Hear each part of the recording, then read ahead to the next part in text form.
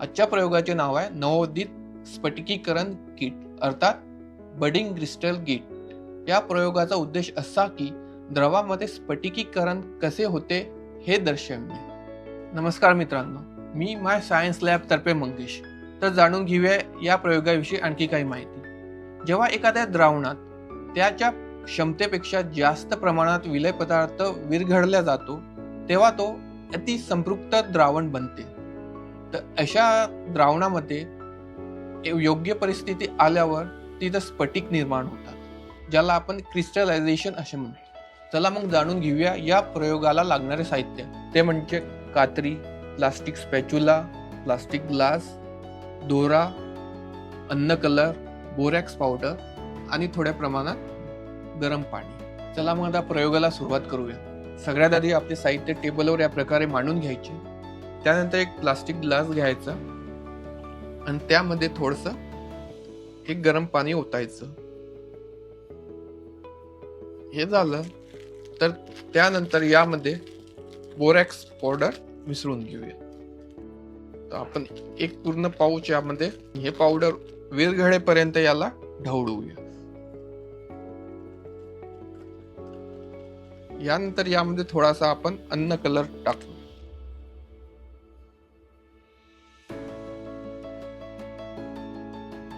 याला सुद्धा व्यवस्थित ढवळून घेऊया। तर हे एक मिश्रण आपलं तयार झालं आहे। त्यानंतर जवळपास 30 सेंटीमीटर इतका दोरा घेऊ।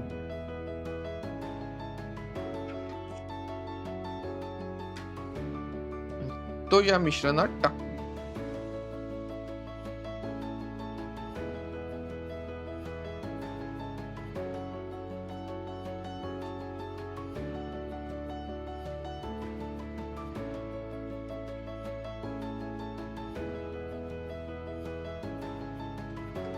आणि हे 24 तास याच प्रकारे ठेवायचा। जवळपास याला 24 तास झालेला आहे। तर तुम्ही बघू शकता या दोऱ्यावर मोत्यासारखे म्हणजे मण्यासारखा थर चढेल दिसेल तुम्हाला। तर हे आहे आपलं बडिंग क्रिस्टल म्हणजे नवोदित स्फटिकीकरण। आता इथे काय झाले, जेव्हा आपण गरम पाण्यात बोरॅक्स पावडर मिसळतो तेव्हा ते त्याच्या क्षमतेच्या जास्त प्रमाणात बोरॅक्स पावडर विरघळवून घेते। असे होते कारण गरम पाण्यातील रेणू हे वेगवेगळे होतात आणि त्यामुळे बोरॅक्स पावडरला मिसळायला जागा मिळते आणि ते जास्तीत जास्त प्रमाणात मिसळले जाते। पण जेव्हा हेच पाणी थंड होते ते पाण्यातील रेणू पुन्हा जवळ येतात आणि त्यामुळे बोरॅक्स पावडरला जागा मिळत नाही आणि जागा उरत नाही। त्यामुळे त्याचे स्फटिक दोऱ्यावर जमा होतात। यातून आपण काय शिकलो? पहिले शिकलो स्फटिकीकरण प्रक्रिया। दुसरं, गरम पाणी हे थंड पाण्यापेक्षा जास्त पदार्थ विरघळवून घेतो।